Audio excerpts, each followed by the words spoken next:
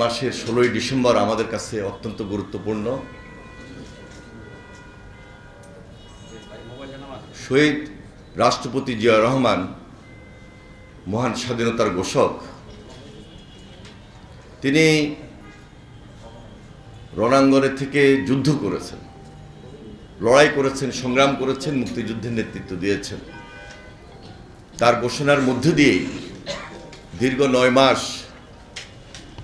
পাক হানাদার বাহিনীর বিরুদ্ধে লড়াই সংগ্রাম করে জাতি বিজয় অর্জন করে। এই মাসেই সেই বিজয়ের দিন 16ই ডিসেম্বর। 16ই ডিসেম্বরকে সামনে রেখে সবার আগে বাংলাদেশ গুরুত্বপূর্ণ প্রোগ্রাম এবং কর্মসূচি হাতে নিয়েছে। সে আলোকে বিস্তারিত তথ্য, কথা এবং আমাদের প্রোগ্রাম তুলে ধরার জন্য আমরা আপনাদেরকে আমন্ত্রণ জানিয়েছি। খুব অল্প সময়ের মধ্যে আপনারা অবহিত হয়েছেন এবং আজকে আমাদের মাঝে উপস্থিত হয়েছেন, সেজন্য আমরা আপনাদেরকে আবারও ধন্যবাদ জানাই। মহান স্বাধীনতার ঘোষক শহীদ রাষ্ট্রপতি জিয়াউর রহমানের প্রতি আমি গভীর শ্রদ্ধা নিবেদন করছি এবং স্বাধীনতার সংগ্রামে, লড়াইয়ে, যুদ্ধে 30 লক্ষ শহীদদের প্রতিও আমি গভীর শ্রদ্ধা নিবেদন করছি এবং বিগত আন্দোলন সংগ্রামে,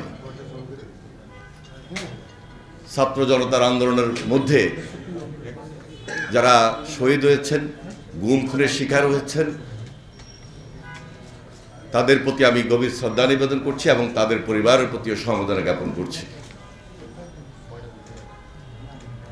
আপনারা জানেন যে বিগত এই 16-17 বছর আসলে আমরা আমাদের মনের মতো করে এই দেশবাসী বিজয়ের দিন 16ই ডিসেম্বর উদযাপন করতে পারি নাই।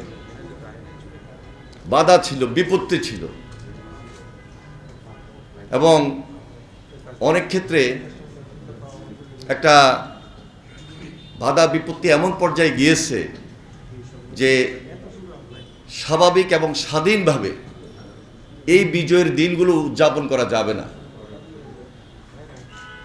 শুধু 16ই ডিসেম্বরে নয়, এদেশের মানুষ যেখানে যখন উৎসাহ, আনন্দ, এই বিজয়ের দিনগুলোকে সামনে রেখে কথা বলার চেষ্টা করেছে, সেখানেই সেই ফ্যাসিবাদী শাসক যারা এই দেশে কর্তৃত্ববাদী শাসনের মধ্য দিয়ে এই দেশের মানুষকে জিম্মি করেছিল, ভয়ঙ্কর শেখ হাসিনার নেতৃত্বে আজকে 5 আগস্টের পর আমরা নতুনভাবে এই বিজয়ের দিন উদযাপন করার একটা সুযোগ পেয়েছি। সেজন্য এই বিজয়ের মাসে 16ই ডিসেম্বর আমাদের সামনে রয়েছে। আমরা সার্বজনীনভাবে 16ই ডিসেম্বরকে উদযাপন করার জন্য, বিজয়ের দিনকে আবেগ, উৎসাহ এবং উদ্দীপনার মধ্যে নিয়ে আসার জন্য, পুরা জাতিকে একত্রিত করার মধ্য দিয়ে এই দিনটিকে আমরা উদযাপন করার সিদ্ধান্ত নিয়েছি। এই দিনটিকে শুধু জাতির সামনে উপস্থাপন করা, এটি শুধু আমাদের কাজ নয়। এই প্রজন্ম, বিশেষ করে যারা এই যুগের সন্তান, এই প্রজন্মকে আমরা আমাদের যে বাংলাদেশের সংস্কৃতি, বাংলাদেশের যে কালচার, বিশেষ করে স্বাধীনতা পরে যেই স্বাধীনতা যুদ্ধে আমাদের দেশের মানুষ লড়াই করেছে, সংগ্রাম করেছে, আত্মহত্যা দিয়েছে, পাকিস্তান থেকে, পাক হানাদার বাহিনীর থেকে বের হয়ে পার্শ্ববর্তী আরেকটা দেশের গোলামি করার জন্য নয়, আমরা বাংলাদেশ স্বাধীন করেছি আমাদের স্বাধীনতা এবং আমাদের সার্বভৌমত্বকে নিয়ে সবসময় আমরা এক এবং ঐক্যবদ্ধ রয়েছি। আজকে যখন বাধাগ্রস্ত হয়েছি সেই বিদায় এই প্রজন্মকে আবারও এই বাংলাদেশের সংস্কৃতিকে সামনে রেখে টার্গেট করেই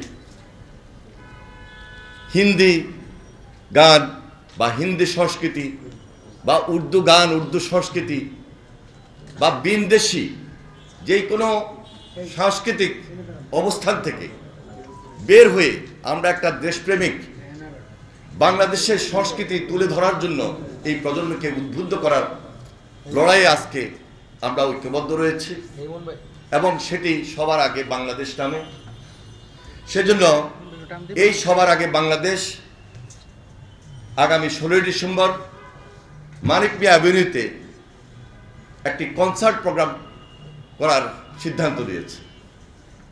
এই কনসার্টের মধ্য দিয়ে দেশীয় সংস্কৃতির বিকাশ, বাংলাদেশের গান আমরা এই জাতির সামনে এই প্রজন্মের সামনে তুলে ধরছি এবং তুলে ধরব।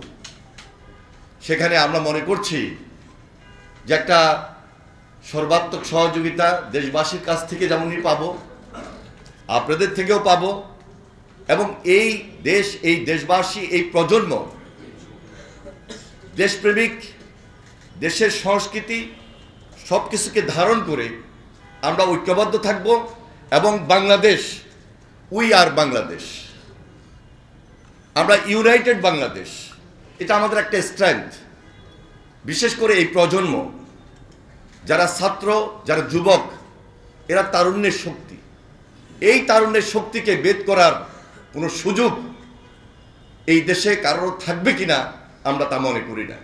কারণ এই তারুণ্যের শক্তিকে ধারণ আমরা করছি, তারুণ্যের শক্তিকে আরও বেশি শক্তিতে পরিণত করব দেশকে, জাতিকে ঐক্যবদ্ধ রাখার স্বার্থে এবং সংগ্রামে।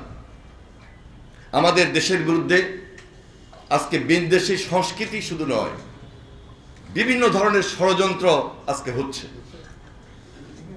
আপনারা লক্ষ্য করে থাকবেন, যারা পালিয়ে গিয়েছে, যারা এই দেশে ফ্যাসিবাদী শাসন করেছে, কর্তৃত্ববাদী শাসক ছিল, তারা লুণ্ঠন করেছে, টাকা পাচার করেছে, অর্থ পাচার করেছে।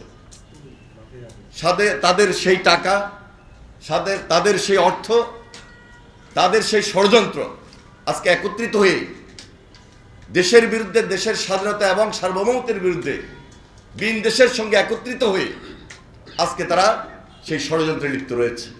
যার কারণে আজকে সবার আগে বাংলাদেশ আমরা প্রাধান্য দিচ্ছি। এখানে আমাদের ইউনিটি, এখানে আমাদের শক্তি, এই শক্তিকে আরো বেশি শক্তিতে রূপান্তরিত করে আমরা পুরো বাংলাদেশ একত্রিত হয়ে থাকব। কোনো ধরনের ষড়যন্ত্র, কোনো ধরনের অন্যায়, অপসংস্কৃতির কাছে আমরা মাথা নত করি না এবং করব না। আমাদের এই সংগ্রাম আগামী দিনে আমাদেরকে আরো বেশি ঐক্যবদ্ধ করবে। সবার আগে যে বাংলাদেশ, এটি একটা নতুন ধারণা, নতুন চিন্তা জাতিকে একত্রিত করার জন্য আমাদের ভারপ্রাপ্ত চেয়ারম্যান জনাব তারেক রহমান, তিনি আমাদেরকে এই ধারণাটুকু এমনভাবে দিয়েছেন, আমরা সবাই মিলে বসে ওনার সঙ্গে আলোচনা করে আজকে এই ধারণাটুকু জাতির সামনে তুলে ধরছি। ইনশাল্লাহ আমরা সবাই মিলে আগামী 16 ডিসেম্বর মানিক মিয়া অ্যাভিনিউতে বাংলাদেশের গান, বাংলাদেশের সংস্কৃতির মধ্য দিয়ে আপনাদের সামনে, জাতির সামনে, প্রজন্মের সামনে তুলে ধরছি এবং তুলে ধরব। আপনাদের সর্বাত্মক সহযোগিতা ইনশাল্লাহ আমাদেরকে আরো বেশি ঐক্যবদ্ধ করবে, শক্তিশালী করবে। আমাদের সময় আমরা বিকাল 3টা থেকে শুরু করব, রাত 10টা, 11টা, 12টা বেজেও যেতে পারে। সেজন্য আমরা আহ্বান জানাচ্ছি সবার আগে বাংলাদেশের পক্ষ থেকে আমাদের এই দেশের মানুষ, তরুণ সমাজ, এই প্রজন্ম, তারা উদ্বুদ্ধ হবেন, তারা আমাদের এই কনসার্ট প্রোগ্রামে অংশগ্রহণ করবেন। এই কনসার্ট প্রোগ্রামে বাংলাদেশের তারকা শিল্পী যারা রয়েছেন তারা থাকবেন। তাদের মধ্যে উল্লেখযোগ্য বেবি নাজনীন, মনির খান, আব্দুল হাদি অথবা খুরশিদ আলম, কণা, ইমরান, প্রীতম, জেফার ইন্ডি, কনক চাপা, মৌসুমী। তাছাড়া দলীয় শিল্পী, ব্র্যান্ড আর্টিস্ট যারা রয়েছেন তাদের মধ্যে নগর বাউল জ্যামস, ডিফারেন্ট টাস, আর্ক, সোলস, শিরোনামহীন, আর্টসেল, অ্যাবোয়েব রাফা, সোনার বাংলা সার্কাস। এখন পর্যন্ত আমরা তাদেরকে অনেকটা নিশ্চিত করতে সক্ষম হয়েছি। হয়তোবা প্লাস মাইনাস আরও হতে পারে। অনেক শিল্পী যারা বিভিন্ন গুণে গুণান্বিত, দেশীয় সংস্কৃতিতে যাদের যথেষ্ট বিকাশ রয়েছে, তারা আমাদের এই কনসার্টে অংশগ্রহণ করবেন। আমরা সবাইকে, হ্যাঁ বাউল শিল্পী আমি বলেছি, বাউল শিল্পীরাও থাকবেন। সবাই মিলে আমাদের যে থিম, আমাদের যে ধারণা, আমরা সবার প্রত্যাশা অনুযায়ী পূরণ করার চেষ্টা করব ইনশাল্লাহ। সবার আগে বাংলাদেশ। ধন্যবাদ। সবার আগে বাংলাদেশের পক্ষ থেকে আপনাদের সবাইকে আন্তরিকভাবে মোবারকবাদ।